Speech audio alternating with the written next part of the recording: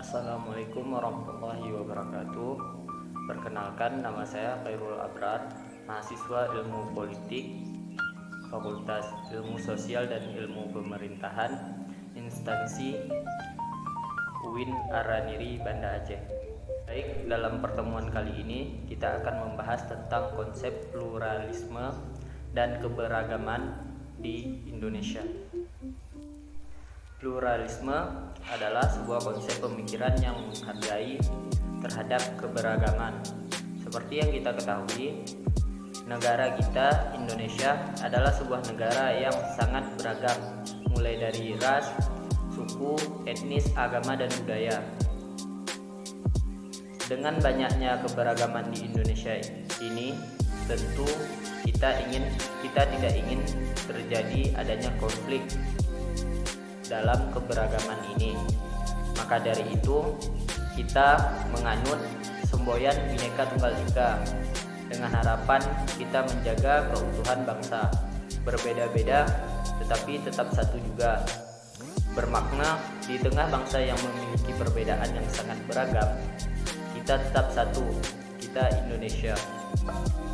Dewasa kini ada pula istilah yang mendukung tentang Bhinneka Tunggal Ika, yakni pluralisme. Pluralisme ini sendiri berasal dari Barat. Ia lahir karena terjadi banyaknya diskriminasi terhadap perbedaan yang ada. Konsep ini belakangan ini pun mulai populer di Indonesia. Dengan negara yang memiliki keberagaman yang begitu besar, tentu istilah pluralisme juga akan dikaitkan dengan Indonesia. Pluralisme menawarkan gagasan menghargai perbedaan. Gagasan ini cocok dengan negara demokrasi seperti Indonesia. Indonesia adalah negara yang sangat beragam.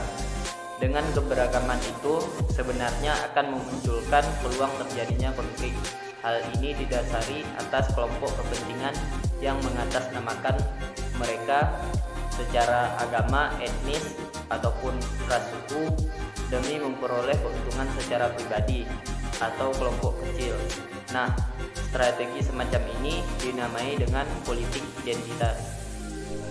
Politik identitas ini sendiri muncul diakibatkan oleh rasa ketidakpuasan suatu kelompok maupun individu terhadap satu kebijakan ataupun keputusan, sehingga memunculkan keinginan untuk mengubah kebijakan tersebut.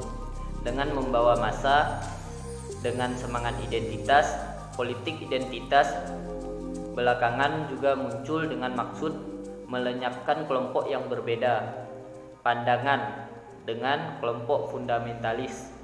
Dengan munculnya gagasan ini tentu akan sangat bertentangan dengan nilai-nilai demokrasi, sekaligus juga bertentangan dengan nilai pluralisme. Politik identitas dan pluralisme adalah dua hal yang harus dimiliki oleh masing-masing pribadi dengan dosis yang pas. Politik identitas tidak selalu diartikan buruk.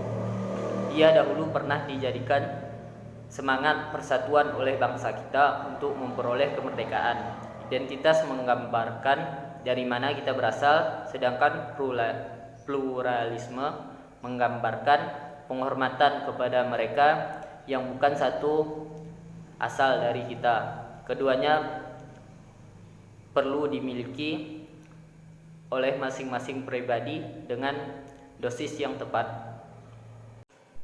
Politik identitas di Indonesia adalah kepentingan yang digerakkan oleh elit politik dengan artikulasinya masing-masing.